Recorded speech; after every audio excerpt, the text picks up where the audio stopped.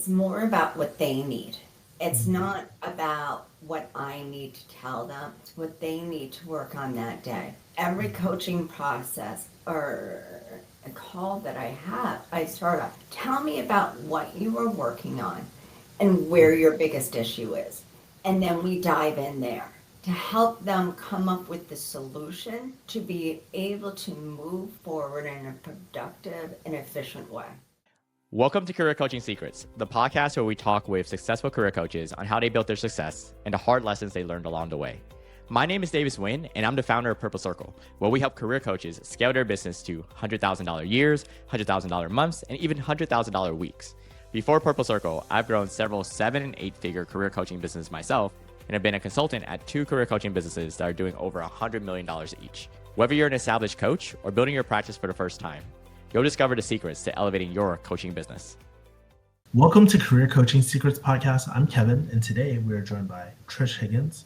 She has been a coach for 10 plus years and is also the founder of Mountain Leadership Advisory and Consulting.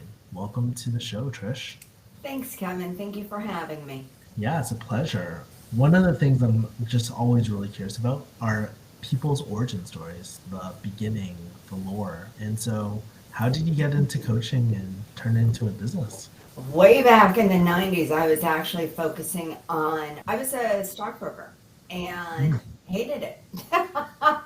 I did not like the fact of starting over every month. I liked building relationships and realized that type of sales was not for me. I ended up then moving on to a retained search firm where what we did is we looked for people in investment banking. So I stayed into the same industry, but worked with everybody on Wall Street in mergers and acquisitions, private placements, asset-backed securities, and loved the environment. But once again, it was instead of the beginning of the month, I was always also starting over at the beginning of the quarter. And what I didn't like about retained search was you never were able to find out how the people were doing that you put into those jobs. The placement happened, you moved on. At that point, I went into HR. I started it within the tech.com, working for a firm, leading recruitment, and found out within 6 months we couldn't pay our people. So I said, let me go to a bigger company. So I went to the biggest one out there, GE at the time. It was early 2000s, late 90s, early 2000s, and really was able to establish myself more in a corporate environment. And that's when I started seeing my wants come to life, being on the corporate side of the house. And over the years, working in different areas of HR, if it was HR operations, talent acquisition, or even just doing generalist work, it was helping people be better in their roles, what they needed to do. Sometimes it's like, I'm sorry, but you need to leave. This is not your environment. Or they came to me before it was too late. And then it became a lot of fun talking about the development areas that they needed to work on to get to the next level. And now I'm working with a lot of directors, senior directors, sometimes even senior managers, to help them get to the VP level and how you need to change, because that's a really pivotal time where only 6% of directors get to the VP level. So that's how it has morphed over the years. But it's always been about servant leadership and helping people do what they need to do and develop the areas they need to develop. That's really interesting. And how do these directors or senior directors kind of find out about you and all that in the present day? Sometimes it's podcast, LinkedIn. I do a lot of marketing that way. It's adjusting my marketing, finding out what's working. Something that was working this summer may not be working now. So it's always adjusting and moving. And yeah. And for the LinkedIn side too, do you currently have a team, a social media team, or are you kind of solo on that? I'm solo. My goal is to be able to build the clientele. I usually deal with about 5 clients per year right now. I want to move that to 10 to 15 so that I can then focus on it 100%. And as you reflect on your journey, what kind of like challenges or have you kind of noticed like either right now or previously when it comes to finding clients, like what kind of challenges have you encountered?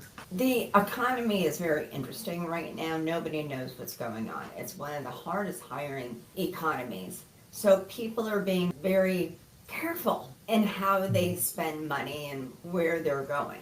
A lot of people are just desperate to keep their jobs where they're at now. How have you been kind of dealing with it? Like, have you been changing the topics that you talk about on LinkedIn? I'm kind of curious about that. Well, I've done webinars, and then at the end of the webinars, when you do the more of those sales calls. Since about August, though, the attraction to the webinars has been slower. So now I'm developing more of a product to download, where you download for free, and then the marketing comes in again to just set up a call for next steps. Okay, so you're doing things on LinkedIn, you're being on different podcasts, the senior directors are finding you. I'm sure people are raising their hands wanting to work with you. And so I guess like what does a current coaching engagement look like for you? Do you do mostly like one-on-ones? It sounds like it right now. I do. Yeah. I focus more on the one-on-ones. I will do calls in the evenings, on the weekends, whatever works for the other person as well. With that, it's some of the focus areas that we focus into is influencing is a big one. Being able to communicate and read your audience, being able to story tell to the audience so that they will hear you and they won't turn you off. I mean, there's some people who just want high level facts and that's it. Let's move on and get it done. Another person may like a whole story that you really have to warm up to and express your vision on where you want to do, get them on the bus, and then drive away. It's almost like a longer sell, per se. And then other individuals, you need to come with your facts, your data, and everything else, and get into that. And it's being able to recognize who you're speaking to and the storytelling that you need to do to be able to influence them. Sounds like this has been an iterative process over the last like 10 years-ish. Absolutely. It's always about learning, but what's more important is sharing with other people to make them better. When you actually work with these people too, like you mentioned that you help them go to kind of the VP level, you help them ascend up their careers. How is that, not how exactly do you do that, but what's the typical methodology that you kind of bring people through a coaching process? It's more about what they need. It's not about what I need to tell them. It's what they need to work on that day. Every coaching process or a call that I have, I start off, tell me about what you are working on and where your biggest issue is. And then we dive in there to help them come up with the solution to be able to move forward in a productive and efficient way. And after doing this work with like several clients over the years, are there any stories that come to mind of major transformations that you've helped deliver? I'm working with the COO right now for a tech company, and she is in the capital raising phase of the business. But we talk about who she's going to be on the phone with. What do you know about them? What is their background? You've had calls with them before. What is your purpose for this call? Really prepping her for these capital call conversations. I've also helped her build out her senior leadership team. And with that, there was a situation where she didn't have the right person on her team. It was helping her recognize it, what the problem was, and how to influence her other partner and getting on the same page. They ended up moving on without this person. So that was huge. As you reflect on stories like this, what's the most rewarding part about this job for you? When somebody says to me, oh my God, you are so much help to me. Thank you. That's it. It's making their life easier. So many have battled. I battled on the way up. I had to figure it out on my own. And to be able to help somebody else out with my experiences, my knowledge, the research I've done over the years in leadership, and then you look back on what leaders you've had and how you would help them going forward if you had the opportunity. Because, there's so many bad leaders out there. People don't leave companies for title, for jobs, for money. They leave them because their managers stink. Period. They don't feel respected. So I've worked with managers and saying, hey, you have a new team. How are you getting to know your people? What are you doing to get them to the next level? What are your plans for them? And they're like, a lot of people go, I've never thought of it that way. Because if you help other people get recognized, they're going to work harder for you. Yeah, I could definitely see that. And it's interesting because in the beginning of your story, you mentioned something about you didn't like the transactional nature of your previous career, but you're really essentially helping these people like build better relationships in entire organizations. Exactly. It's about when you're in a leadership position, you always have to lead up. If it's your CEO or if it's the board, you have to lead across. You have to be able to influence across. So if you are chief supply officer, you need to, within operations, you need to work with the logistics. You need to work with those at the manufacturing level. And then you have to manage down as well, which is your own people. And you have to be the type of manager you want to be. Or you want. And everybody says, I want a hands-off manager. No, you don't. You want somebody who can lead you, give you kudos, get other people around to know what you have done. And that's what you have to do for your people. It seems like the work that you do is quite intimate. You're helping people navigate these conversations. And I think earlier you said that you take 5 clients per year. So how do you think about your current client capacity? How do you manage it, I guess? I know you have a certain cap, but I guess like how have you thought about your client capacity over the years? The clients that I take on, and I should, when I said 5, it's working with 5 at a time, not total. Okay, so with that, I pick clients that want to improve, that are dedicated to it, that want to put the time in and the investment in themselves. Not somebody that says, my boss says I need to get a coach. They're really not in, they're doing it to check a box, not because they really want to invest in themselves. I've also worked with companies that say, we want you to coach this person. And my question is always, why? What's in it for you, for you to pay for this? Well, we think we need to manage them out. I won't coach that person. It's already done. They've already made the decision.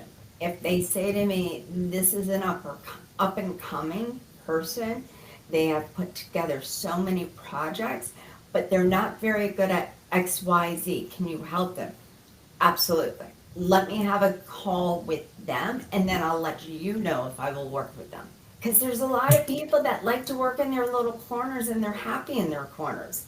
I think that's an important point about coaching, because a lot of times like people think that they can just throw a coach at someone and things will just change. There has to be a bit of intrinsic motivation versus like extrinsic, like if you don't do this, we'll fire you. No one likes that. No one wants. It makes a bad coaching relationship for everyone, it seems like. Now, I did want to ask you too, one of the things that a lot of coaches struggle with are things like pricing strategies and stuff like that.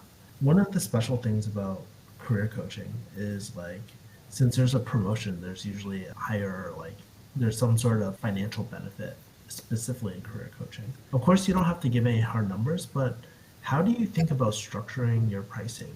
Have you kind of headed toward hourly packages, value-based, retain? There's so many different models out there of pricing. So what have you kind of gravitated to? So I know what I can bring to the table. I don't give any guarantees ever, because if I was coaching you, Kevin, for example, if you don't do the work, it's not my problem, that's your problem. I do not do it by hourly. It's always about the package itself and what they're trying to accomplish. For cost-wise, it depends on, is a company paying for it? Is an individual paying for it? Where are they at in the food chain?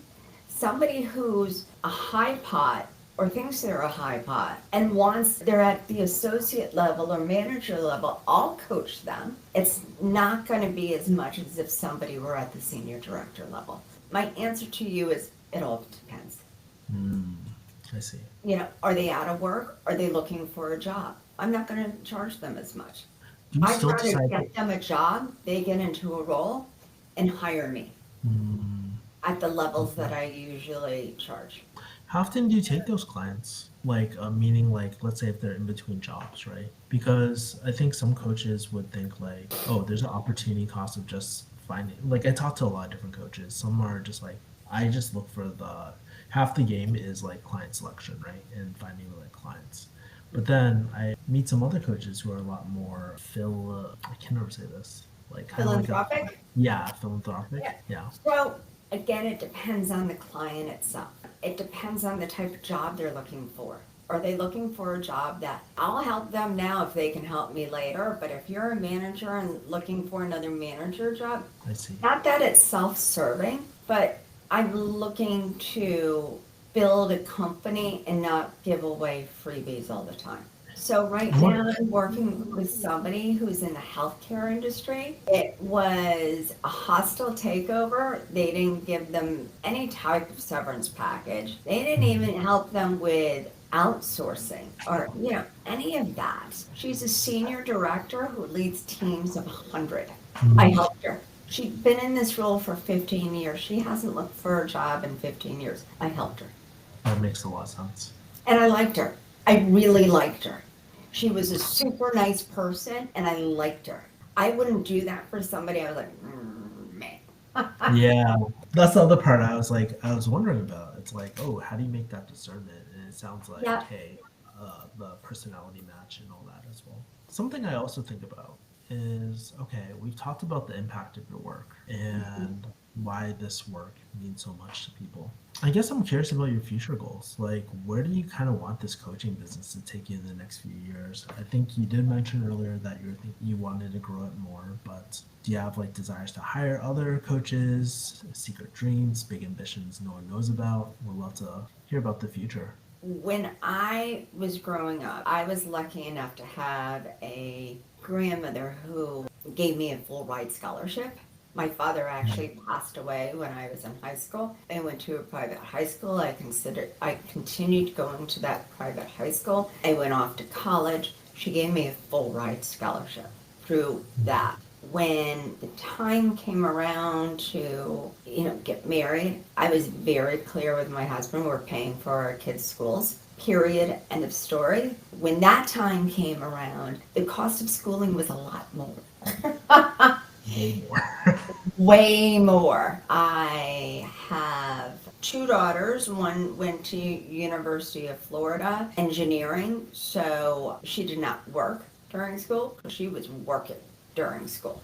Didn't receive her engineering degree. She's a scientist now. She makes fabulous money. She's flying all over the world doing testing for completely biodegradable products that are going to save the world. Did I know she'd end up there? No. And then I have another child who went to school at University of Maryland and is now still at University of Maryland getting her law degree. She is paying for her own law degree. I said I would take care of the undergrad. You guys got to figure out what you need to do what you want to do. But with that, it wiped us out. It really wiped us out. So, not that we're broke or anything, but our goals for our life and our retirement, that's where I'm focusing on, to tell you the truth. I want to be able to work around the world or wherever I am in the world and help people and continue doing what I'm doing on a full-time basis. Well, first of all, thank you for just sharing that and being so vulnerable about that. I feel like these truths, like, people tend to shy away from, need to be shared a lot more. And yeah, just thank you for sharing that. And by the way, Yeah. while, we were able to pay for our kids' schools, I also went through stage 4 cancer, survived it, and have had to survive being out of work for 5 years in the middle of that, just trying to get back on my feet. So there's been a lot of outlays over the years. As you think about those like situations that have happened in your life, what are some big challenges that you're still facing now from those moments? I think the biggest challenge is, the medical ones were the worst. I did know I probably used my influencing skills more so in convincing their accounts receivable departments to that 2 days before I was supposed to start chemo and radiation, they told me I owed them X dollars paid up front because my insurance wasn't taken at this certain cancer center. So I've been influencing, negotiating, and dealing with change management for years, more so than other people. I was just given opportunities to do it, and I was lucky enough I had the skills to do it. I got through it. So I think one of my greatest strengths that I can pass on to other people because of all of these aspects is resilience. And how in the morning when you don't feel like getting up, no, get your butt up, get it done. People tell me I'm a really good cheerleader for other people. I can motivate very well. Which leads me to think too. Sure, there's a side, I can see the side of you where you do kind of want to build something for retirement as a lifestyle business, right? Mm-hmm. But is there also any desire there? And it's totally cool if the answer is no, but to build like more of an even bigger impact by hiring more and stuff, or is that Absolutely. totally? I already know who I will hire. I have a list Mm, of people that I will hire. mm, I need to get the client list up first to be able to do that though.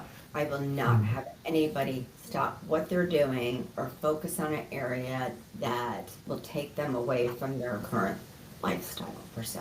It's just a matter of building a business. Last question. It's kind of a fun segment. Trish, I'm sure you've gotten a lot of advice throughout your business career. Some of it good, some of it bad, some of it solicited, probably a lot of it unsolicited. So this section is called overrated, underrated. I'm very curious about like what's the most overrated piece of business advice that you've gotten so far, and what's the most underrated piece of advice? I think the best piece of advice I received was keep learning. Never stop learning. Never stop honing what you do or what you can do for people. And the most underrated is my inbox. I get emails every day from people I don't know that can promise clients, and no, they can't. I can build the list as easily as they can. I learn, like, for example, recent learning is how email marketing, building lists, getting the list, getting warm people. Oh, I can get you that list right to your email box in 2 minutes. No, you can't because you don't know what I do. And 2 minutes is, don't tell me 2 minutes. No, you can't. They really say 2 minutes. Oh, you can't. You don't know who I am. You're not doing any type of intake call. You're just scamming off lists. When you say keep learning, let's draw a smaller circle for that. Meaning, like, what is one thing that you've learned that has really, I guess, like, led to the 80-20 principle, the 20% that leads to 80% of the results? Like, what's one thing that comes to mind? It's not going onto Amazon and figuring out books you can read and Yeah. through them, and it's a waste of time. It's making sure you're surrounding yourself with other people that are successful in what they do. And super successful people are always very good at giving tips. It's about listening. And so often they say, I read this book when I started, or have you heard of this podcast? But surrounding yourselves with people that you want to be like and continue to look into what they think. If they're studying it, it probably means you need to as well. And I didn't say that very well. You can ask any successful person, what are you studying now? They'll tell you. Sometimes it's about cooking. Really, who are you following? Where did you hear about them? Yeah, that is so underrated. Like, when I was learning sales a long time ago, I used to ask some of the people I looked up to. I was like, hey, who are the salespeople that you look up to? It doesn't even have to be sales. What are the influences that you have? Right. One of the people I went to, he was like saying that, actually, Kevin, like I get a lot of my inspiration from therapy, actually, because they have to sometimes challenge without triggering the other person's ego and stuff like that. Yeah. It's through those insights where like I get to learn the origins of their thinking and stuff, and you get closer and closer to first principles thinking. Trish, last question for you. Okay. How can people find you and connect with you? I have a website called, it's mtnlac.com, and my email is trish.higgins@mtnlac.com. Please reach out to me. Consultation's always free, and it does include a coaching session. Trish, as I look at my really bad doctor handwriting, I used to get lost. There's a few different things that are sticking out to me. How we think our lives will play out typically takes a different turn, and that includes your children as well. And I see this theme of relationships too, of cultivating relationships, developing really great listening skills and all that as well. Also, your story about really your grandmother providing for you, your school, and you continuing that tradition and how much you sacrifice. Man, it really pulls at the heartstrings, and it just makes sense that you're back into coaching and why you want to do the coaching that you do, because of the impact. It really changes people's lives. Yeah, sure, you help them get better jobs, but it's a process of that transforms people. So Trish, I just want to say thank you for the work that you do. Thank you for just coming onto the podcast and sharing your wisdom with me. So thank you for spending your time. Kevin, thank you for the time as well. It was really nice just answering your questions and moving through this time together. Appreciate you. That's it for this episode of Career Coaching Secrets. If you enjoyed this conversation, you can subscribe on YouTube, Spotify, Apple Podcasts, or wherever you're listening to this episode to catch future episodes. This podcast was brought to you by Purple Circle, where we help career coaches scale their business to $100,000 years, $100,000 months, or even $100,000 weeks, all without burning out and making sure that you're making the impact and having the life that you want. To learn more about our community and how we can help you, visit joinpurplecircle.com.